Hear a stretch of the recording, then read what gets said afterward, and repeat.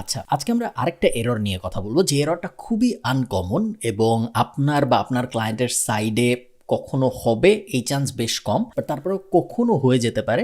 এই কারণে আমি জানায় রাখতেছি, কারণ এররটা আনকমন হইলেও এররের এফেক্টটা বেশ বড়। যে এররটার নাম হলো 5xx এরর। সো 5xx এটা হলো এররের নাম, এবং এই এররটা দেখতে হয় অনেকটা এইরকম। আমার কাছে একটা রিয়েল এক্সাম্পল নাই, কারণ এরকম এররওয়ালা সাইট কেউ রেখে দেয় না স্যাম্পল হিসেবে দেখানোর জন্য, সাথে সাথে ফিক্স করে ফেলে। আমরা এর আগের কয়েকটা ভিডিওতে 4xx এরর কি জিনিস এটা দেখেছি। যখন আমাদের ওয়েবসাইটের কোনো একটা পেজ কাজ করে না, তখন ওটাকে আমরা 4xx এরর বলি, বা 404 এররও অনেক সময় বলি।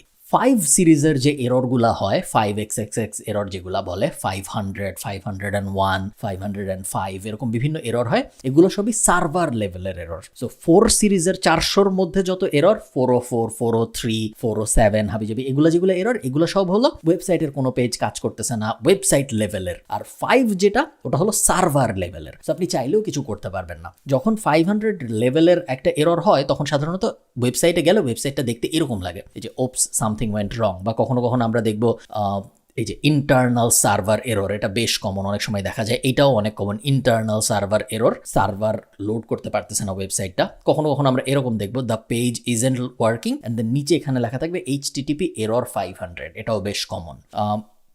আর একটু নিচে যদি আমরা নামি, এটাও প্রায় সময় দেখা যায় 500 এরর। সো বিভিন্ন রকম ডিসপ্লে আসে যখন 500 এরর হয়, এবং যখন একটা ওয়েবসাইটে 500 এরর আমরা দেখতে পাই। সলভ করে কিভাবে এটা সলভ?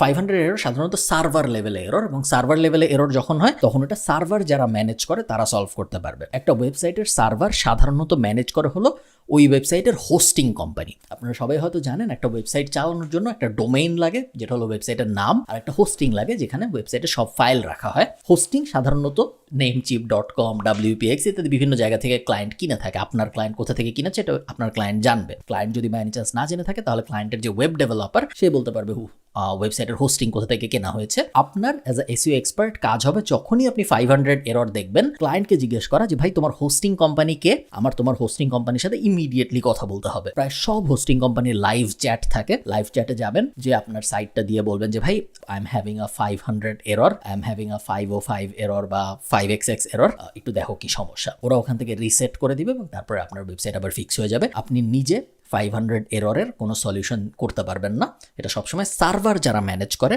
তারা সলভ করে দিবে।